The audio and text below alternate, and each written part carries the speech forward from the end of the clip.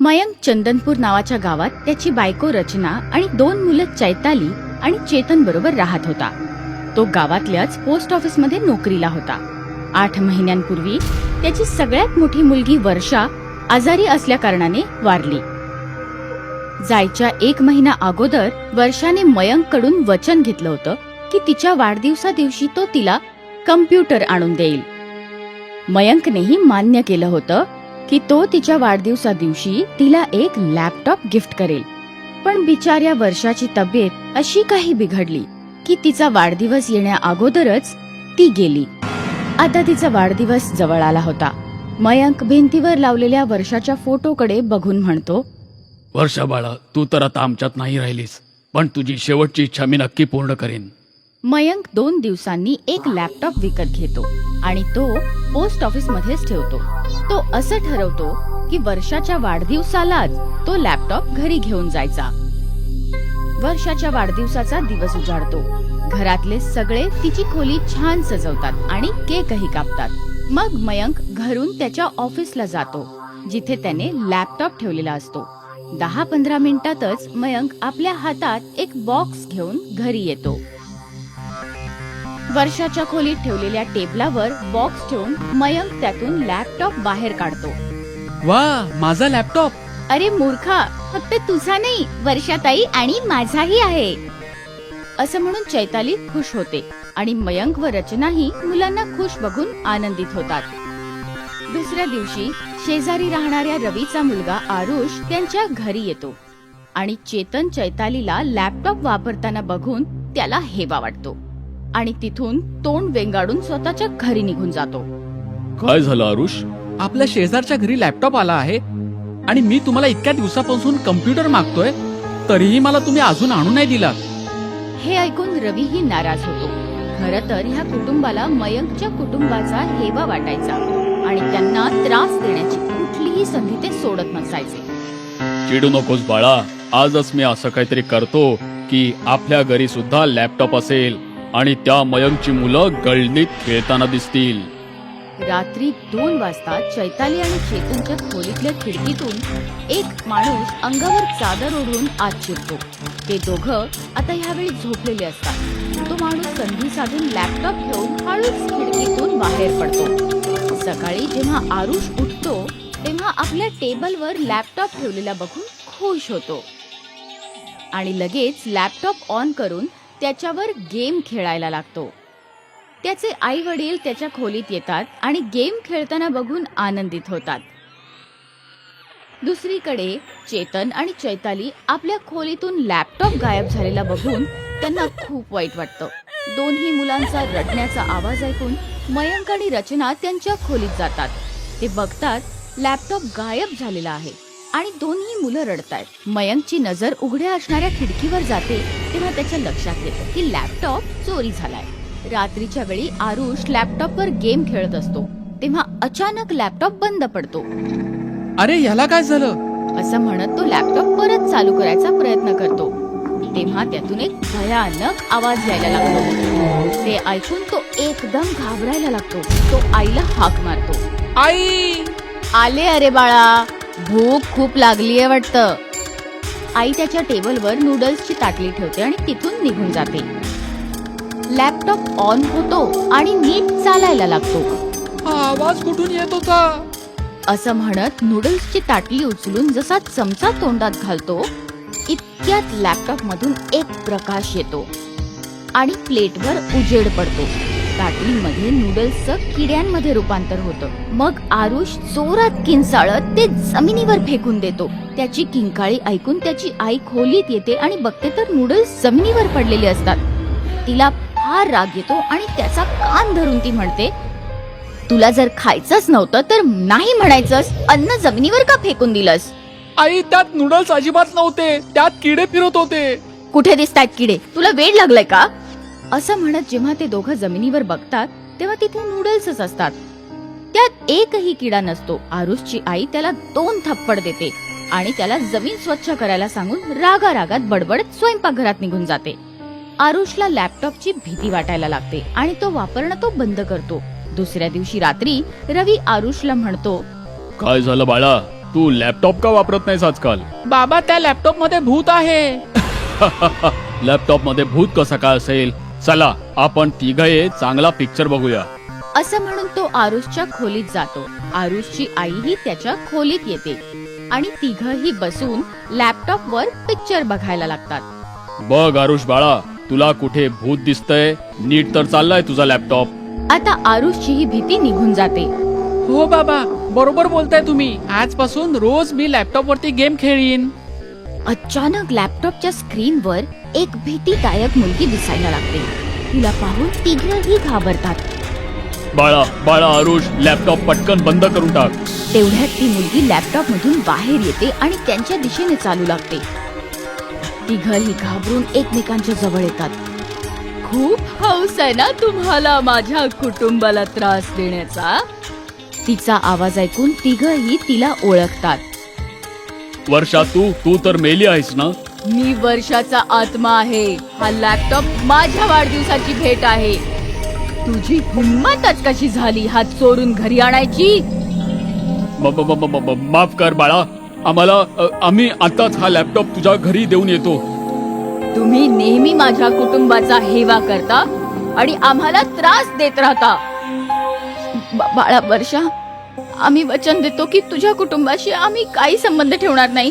त्यांची माफीही मागू आणि त्यांना कधी त्रास देणार नाही. तुम्ही दोघं एकमेकांना आधी 10 थपडा मारा. वर्षाचा आत्मा आरुषच्या आई वडिलांना सांगते. दोघे घाबरून तिचं म्हणणं ऐकतात आणि एकमेकांना थप्पड मारतात. आता तुम्ही दोघं एक थप्पड आपल्या या मुलालाही मारा. हा सुद्धा माझ्या भावा बहिणीचा फार हेवा करतो. हे ऐकून दोघं आरुषला एक थप्पड मारतात आणि आरुष म्हणतो, वर्षाताई, मी वचन देतो, मी तुझ्या भावा बहिणींना आता कधीही त्रास देणार नाही. वर्षाचा आत्मा हसायला लागतो आणि त्यांना म्हणतो, आता माझा लॅपटॉप इथून उचला आणि माझ्या घरी जाऊन माझ्या कुटुंबाकडे परत द्या आणि त्यांची माफी मागायला विसरू नका. रवी लगेच लॅपटॉप उचलतो आणि तिघही मयंकच्या घरी लॅपटॉप देऊन त्यांची माफी मागतात आणि त्यांना सगळी हकीकत सांगतात. दोन्ही मुलं लॅपटॉप बघून खुश होतात आणि लॅपटॉप त्याच्या खोलीत त्याच्या जागेवर ठेवून देतात. काय, माझ्या मुलीचा आत्मा भटकतोय का? तेवढ्यात तिथे वर्षाचा आत्मा येतो. ती आता भयानक दिसत नाहीये. ती जिवंत असताना जशी सुंदर दिसायची तशीच दिसत असते. चेतन आणि चैतालीही ताईला बघून खुश होतात. वर्षा आनंदित होऊन म्हणते, बाबा, माझी शेवटची इच्छा होती की माझ्या वाढदिवसाला एक लॅपटॉप गिफ्ट म्हणून तुम्ही मला द्यावा. म्हणून मी माझ्या वाढदिवसापर्यंत इथेच होते. ते भयानक रूप मी ह्या लोकांना धडा शिकवण्यासाठी घेतलं होतं. आता ह्यांनी परत तुम्हाला त्रास दिला तर मी परत त्याच रूपात येईन. असं म्हणून ती रवीच्या कुटुंबाकडे बघते. ते तिघही घाबरून तिथून पळून जातात. चैताली आणि चेतन ते बघून हसायला लागतात. वर्षाही हसून म्हणते, आता मी निघते बाबा. तुम्ही जगातले सगळ्यात चांगले वडील आहात. तुम्ही माझी शेवटची इच्छा पूर्ण केली. लव्ह यू पापा. असं म्हणून वर्षाचा आत्मा तिथून गायब होतो. चेतन चैताली दोघं मिळून लॅपटॉपवर गेम खेळू लागतात. मयंक चंदनपूर नावाच्या गावात त्याची बायको रचना आणि 2 मुलं चैताली आणि चेतन बरोबर राहत होता. तो गावातल्याच पोस्ट ऑफिस मध्ये नोकरीला होता. 8 महिन्यांपूर्वी त्याची सगळ्यात मोठी मुलगी वर्षा आजारी असल्या कारणाने वारली. जायच्या 1 महिना अगोदर वर्षाने मयंक कडून वचन घेतलं होतं की तिच्या वाढदिवसा दिवशी तो तिला कम्प्युटर आणून देईल. मयंकनेही मान्य केलं होतं की तो तिच्या वाढदिवसा दिवशी तिला एक लॅपटॉप गिफ्ट करेल. पण बिचाऱ्या वर्षाची तब्येत अशी काही बिघडली की तिचा वाढदिवस येण्या अगोदरच ती गेली. आता तिचा वाढदिवस जवळ आला होता. मयंक भिंतीवर लावलेल्या वर्षाच्या फोटोकडे बघून म्हणतो, वर्षा बाळा, तू तर आता आमच्यात नाही राहिलीस, पण तुझी शेवटची इच्छा मी नक्की पूर्ण करेन. मयंक 2 दिवसांनी एक लॅपटॉप विकत घेतो आणि तो पोस्ट ऑफिस मध्येच ठेवतो. तो असं ठरवतो की वर्षाच्या वाढदिवसालाच तो लॅपटॉप घरी घेऊन जायचा. वर्षाच्या वाढदिवसाचा दिवस उजाडतो. घरातले सगळे तिची खोली छान सजवतात आणि केकही कापतात. मग मयंक घरून त्याच्या ऑफिसला जातो जिथे त्याने लॅपटॉप ठेवलेला असतो.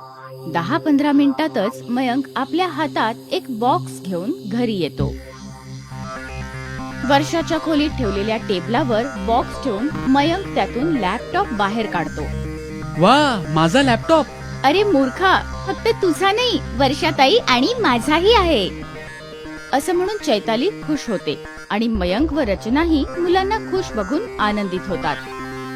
दुसऱ्या दिवशी शेजारी राहणाऱ्या रवीचा मुलगा आरुष त्यांच्या घरी येतो आणि चेतन चैतालीला लॅपटॉप वापरताना बघून त्याला हेवा वाटतो आणि तिथून तोंड वेंगाडून स्वतःच्या घरी निघून जातो. काय झालं आरुष? आपल्या शेजारच्या घरी लॅपटॉप आला आहे आणि मी तुम्हाला इतक्या दिवसापासून कम्प्युटर मागतोय, तरीही मला तुम्ही अजून आणून नाही दिलात. हे ऐकून रवीही नाराज होतो. खरं तर ह्या कुटुंबाला मयंकच्या कुटुंबाचा हेवा वाटायचा आणि त्यांना त्रास देण्याची कुठलीही संधी ते सोडत नसायचे. चिडू नकोस बाळा, आजच मी असं काहीतरी करतो की आपल्या घरी सुद्धा लॅपटॉप असेल आणि त्या मयंकची मुलं गळणीत खेळताना दिसतील. रात्री 2 वाजता चैताली आणि चेतनच्या खोलीतल्या खिडकीतून एक माणूस अंगावर चादर ओढून आत शिरतो. ते दोघं आता ह्यावेळी झोपलेले असतात. तो माणूस संधी साधून लॅपटॉप घेऊन हळूच खिडकीतून बाहेर पडतो. सकाळी जेव्हा आरुष उठतो तेव्हा आपल्या टेबलवर लॅपटॉप ठेवलेला बघून खुश होतो आणि लगेच लॅपटॉप ऑन करून त्याच्यावर गेम खेळायला लागतो. त्याचे आई वडील त्याच्या खोलीत येतात आणि गेम खेळताना बघून आनंदित होतात. दुसरीकडे चेतन आणि चैताली आपल्या खोलीतून लॅपटॉप गायब झालेला बघून त्यांना खूप वाईट वाटतं. दोन्ही मुलांचा रडण्याचा आवाज ऐकून मयंक आणि रचना त्यांच्या खोलीत जातात. ते बघतात लॅपटॉप गायब झालेला आहे आणि दोन्ही मुलं रडतायत. मयंकची नजर उघड्या असणाऱ्या खिडकीवर जाते तेव्हा त्याच्या लक्षात येतं की लॅपटॉप चोरी झालाय. रात्रीच्या वेळी आरुष लॅपटॉपवर गेम खेळत असतो तेव्हा अचानक लॅपटॉप बंद पडतो. अरे, ह्याला काय झालं? असं म्हणत तो लॅपटॉप परत चालू करायचा प्रयत्न करतो तेव्हा त्यातून एक भयानक आवाज यायला लागतो. ते ऐकून तो एकदम घाबरायला लागतो. तो आईला हाक मारतो. आई! आले अरे बाळा, भूक खूप लागलीये वाटतं. आई त्याच्या टेबलवर नूडल्सची ताटली ठेवते आणि तिथून निघून जाते. लॅपटॉप ऑन होतो आणि नीट चालायला लागतो. हा आवाज कुठून येत होता? असं म्हणत नूडल्सची ताटली उचलून जसा चमचा तोंडात घालतो इतक्यात लॅपटॉप मधून एक प्रकाश येतो आणि प्लेटवर उजेड पडतो. ताटलीमध्ये नूडल्सचं किड्यांमध्ये रूपांतर होतं. मग आरुष जोरात किंचाळत ते जमिनीवर फेकून देतो. त्याची किंकाळी ऐकून त्याची आई खोलीत येते आणि बघते तर नूडल्स जमिनीवर पडलेले असतात. तिला फार राग येतो आणि त्याचा कान धरून ती म्हणते, तुला जर खायचंच नव्हतं तर नाही म्हणायचंस, अन्न जमिनीवर का फेकून दिलंस? आई, त्यात नूडल्स अजिबात नव्हते, त्यात किडे फिरत होते. कुठे दिसतायत किडे? तुला वेड लागलाय का? असं म्हणत जेव्हा ते दोघं जमिनीवर बघतात तेव्हा तिथे नूडल्सच असतात. त्यात एकही किडा नसतो. आरुषची आई त्याला 2 थप्पड देते आणि त्याला जमीन स्वच्छ करायला सांगून रागारागात बडबडत स्वयंपाकघरात निघून जाते. आरुषला लॅपटॉपची भीती वाटायला लागते आणि तो वापरणं तो बंद करतो. दुसऱ्या दिवशी रात्री रवी आरुषला म्हणतो, काय झालं बाळा, तू लॅपटॉप का वापरत नाहीस आजकाल? बाबा, त्या लॅपटॉप मध्ये भूत आहे. लॅपटॉप मध्ये भूत कसं काय असेल? चला आपण तिघे चांगला पिक्चर बघूया. असं म्हणून तो आरुषच्या खोलीत जातो. आरुषची आईही त्याच्या खोलीत येते आणि तिघही बसून लॅपटॉपवर पिक्चर बघायला लागतात. बघ आरुष बाळा, तुला कुठे भूत दिसतंय? नीट तर चाललाय तुझा लॅपटॉप. आता आरुषची ही भीती निघून जाते. हो बाबा, बरोबर बोलताय तुम्ही. आजपासून रोज मी लॅपटॉप वरती गेम खेळीन. अचानक लॅपटॉपच्या स्क्रीनवर एक भीतीदायक मुलगी दिसायला लागते. तिला पाहून तिघेही घाबरतात. बाळा बाळा आरुष, लॅपटॉप पटकन बंद करून टाक. तेवढ्यात ती मुलगी लॅपटॉप मधून बाहेर येते आणि त्यांच्या दिशेने चालू लागते. तिघही घाबरून एकमेकांच्या जवळ येतात. खूप हौस आहे ना तुम्हाला माझ्या कुटुंबाला त्रास देण्याचा? तिचा आवाज ऐकून तिघही तिला ओळखतात. वर्षा, तू तर मेली आहेस ना? मी वर्षाचा आत्मा आहे. हा लॅपटॉप माझ्या वाढदिवसाची भेट आहे. तुझी हिंमतच कशी झाली हात चोरून घरी आणायची? माफ कर बाळा, आम्ही आताच हा लॅपटॉप तुझ्या घरी देऊन येतो. तुम्ही नेहमी माझ्या कुटुंबाचा हेवा करता आणि आम्हाला त्रास देत राहता.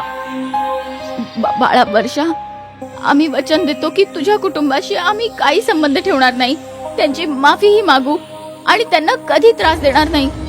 तुम्ही दोघं एकमेकांना आधी 10-10 थपडा मारा. वर्षाचा आत्मा आरुषच्या आई वडिलांना सांगते. दोघे घाबरून तिचं म्हणणं ऐकतात आणि एकमेकांना थप्पड मारतात. आता तुम्ही दोघं एक एक थप्पड आपल्या या मुलालाही मारा. हा सुद्धा माझ्या भावा बहिणीचा फार हेवा करतो. हे ऐकून दोघं आरुषला एक एक थप्पड मारतात आणि आरुष म्हणतो, वर्षाताई, मी वचन देतो, मी तुझ्या भावा बहिणींना आता कधीही त्रास देणार नाही. वर्षाचा आत्मा हसायला लागतो आणि त्यांना म्हणतो, आता माझा लॅपटॉप इथून उचला आणि माझ्या घरी जाऊन माझ्या कुटुंबाकडे परत द्या आणि त्यांची माफी मागायला विसरू नका.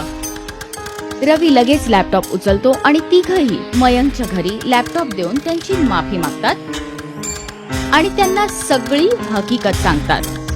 दोन्ही मुलं लॅपटॉप बघून खुश होतात आणि लॅपटॉप त्याच्या खोलीत त्याच्या जागेवर ठेवून देतात.